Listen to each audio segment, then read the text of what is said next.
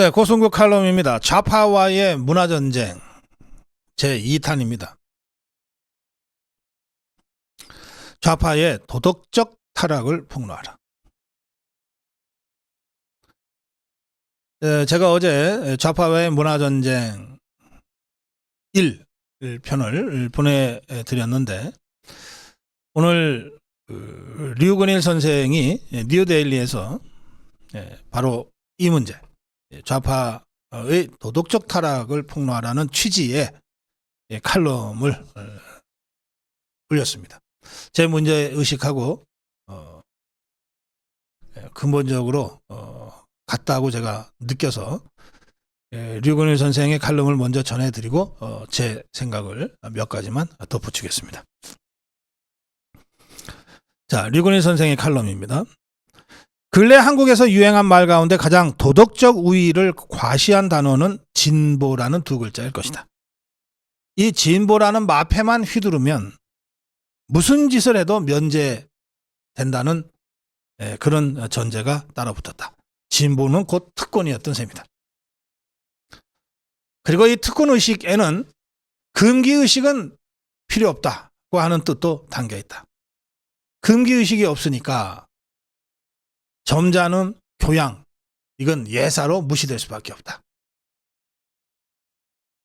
다시 말해서 무렵의 망나니 문화가 대한민국 좌파의 제2의 속성처럼 자리 잡게 된 것이다. 자칭 진보 쪽, 정부 주사파 쪽 정치인들의 막말은 끝없이 이어지고 있다.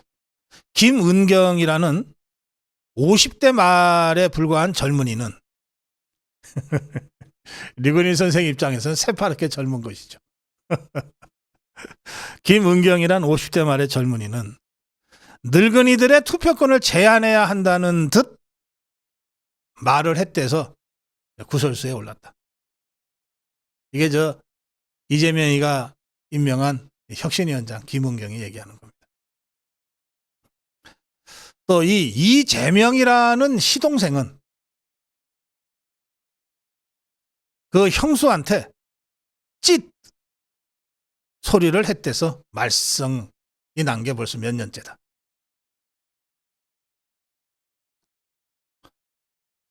또 최강욱이라는 수컷은 암컷이란 말을 썼대서 지금 시비에 휩쓸렸다. 또 송영길이라는 늙은 사람은 한동훈 장관을 어린 X라고 불러서 물의를 일으켰다. 민형배라는 어이없는 사람은 의정단상에서 어이없는 XX라고 하는 욕을 했다 그래서 논란이다. 이 진보주의자들은, 종북 주사파들은 예의를 지키지 않아도 좋은가? 사실 이런 논쟁은 러시아 혁명 직후에도 있었다. 당시 공산당 기관지 프라우다에서 이 문제를 정식으로 공식적으로 제기한 사람은 당시 적군의 지도자, 러시아 혁명 후 러시아 군대 적군의 지도자 레온 트로츠키였다. 레온 트로츠키는 욕설, 무례한 어법, 술주정, 이게 러시아가 보드카를 엄청 많이 먹으니까 이 술주정뱅이들이 엄청 많았어요. 지금도 그렇습니다. 욕설, 무례한 어법, 술주정, 거리에 침뱉기, 담배 꽁쳐버리기 같은 망나니 풍조를 청산하자는 일종의 교양 문화혁명을 재언했다.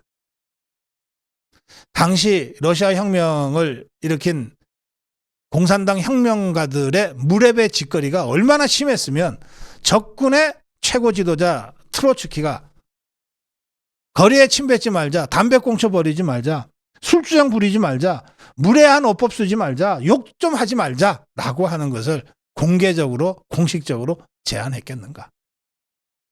좌파는 이렇다.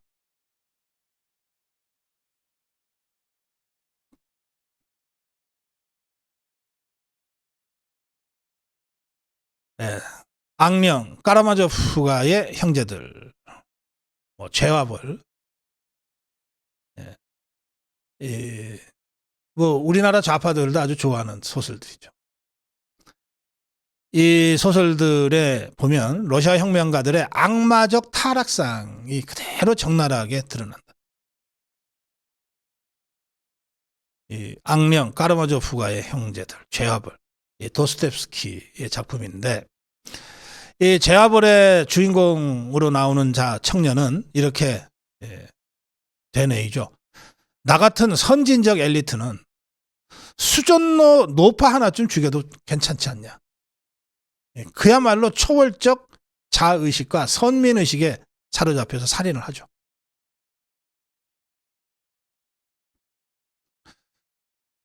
당시 러시아 혁명가들의 이 선민의식과 악마적 타락상이 엿보이는 장면이라는 겁니다. 그런가 하면 1960년대 미국의 그 뉴레프트, 반전 운동을 했던 뉴레프트 운동은 결국은 좌익 플러스 히피 청년 문화로 전락했고, 그 히피 문화가 보여줬던 극도의 외설성과 퇴폐성은 지금 생각해도 정말 낯뜨거운 짓거리들이 많았다. 그런데 1980년대 한국의 극단적 운동권, 종북 주사파 운동권 일각에서도 비슷한 일이 있었다. 얼마 전에 시인 최영민은 좌익 거물급의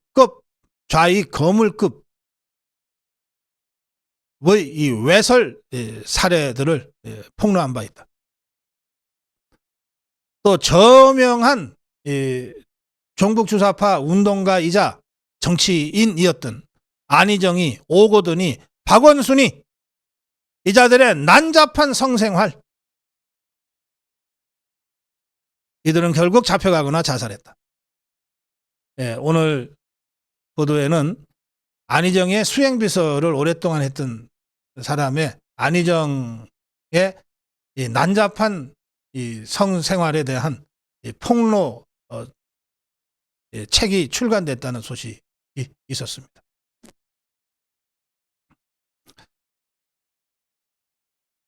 이게 좌파들은 다 그렇다고 단정지기는 좀 그렇다. 이자들이 예외적인 사람들일 수도 있지만 어쨌든 근래의 이 좌파, 종북 주사파 운동권은 이제 남은 건 악밖에 없다라는 투로 적나라하게 그 미천을 드러내고 있는 인상이다. 한 줌의 지성도 없는 순우악, 순깡, 순악다구니, 순 쪽과의 휘두르기, 순 막가자. 이들이 젊었을 때는 독재에 저항함내하는 그럴싸한 명분이라도 있었다. 그러나 이젠 그것도 다 우려먹었다. 그들은 한낱 탐욕스럽고 저질스러운 권력 지상주의자들로 전락했다.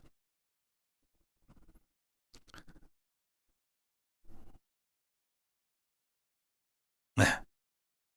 가라 586, 꺼져라 욕쟁이들. 유건일 선생의 칼럼을 제가 전해드렸습니다.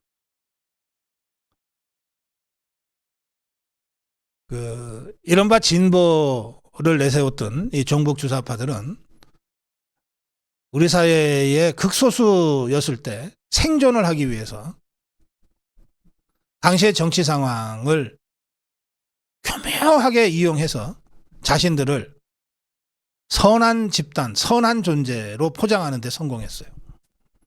민주주의를 위해서 투쟁한다. 경제 정의를 위해서 행동한다. 환경 보호를 위해서 투쟁한다.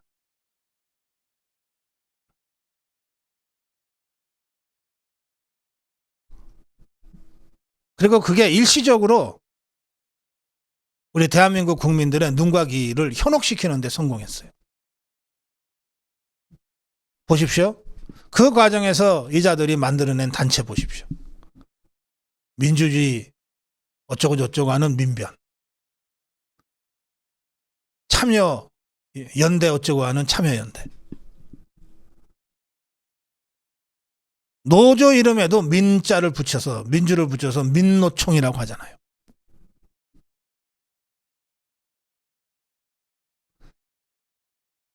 이자들이 광우병 괴담을 퍼뜨리면서 이명박 정권을 압박하고 박근혜 대통령 7시간 괴담을 유포시키면서 결국은 박근혜 대통령을 끌어들일 때 모였던 600여 개의 이 종북 주사파 단체들 이름 하나하나 다 보십시오. 전부 민주가 들어가거나 공정이 들어가거나 기회가 들어가거나 연대가 들어가거나 이런 것들이에요.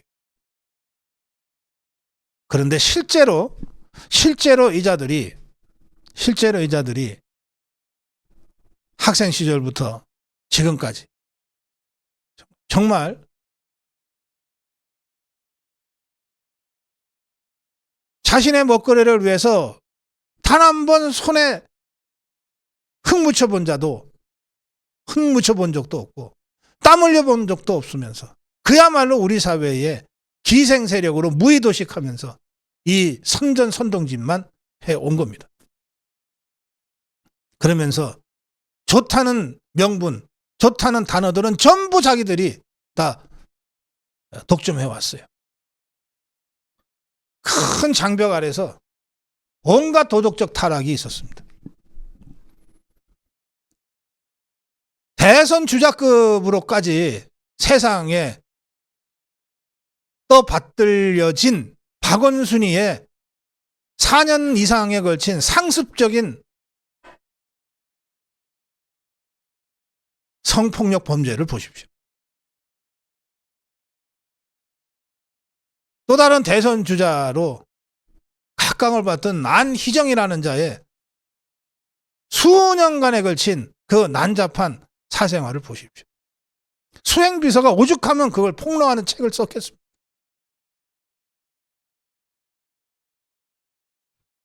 소경길이는 어떻습니까? 새천년 NHK의 그 난잡한 술파는 또 어떻습니까?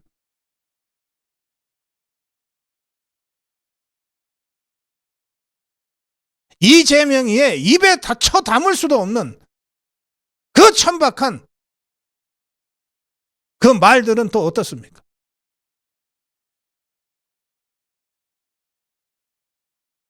대통령까지 지낸 자가 책 팔아서 돈 벌고 있는 저 문재인의 저 몰골은 또 어떻습니까?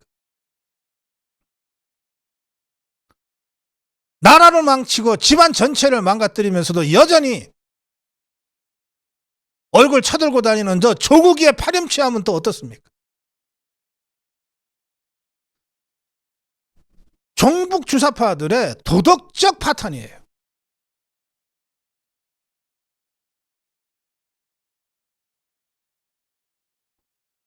그 종북 주사파들의 이 도덕적 파탄을, 저들의 이중성을 국민들에게 알려야 합니다. 그게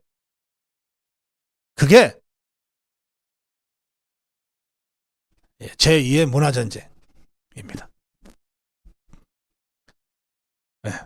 고성국 칼럼 좌파와의 문화전쟁 2편, 좌파의 도덕적 타락을 폭로하라. 제가 다음 주에도 고성국 칼럼을 통해서 좌파와의 문화전쟁 후속편을 계속 준비하겠습니다. 고성국 칼럼이었습니다.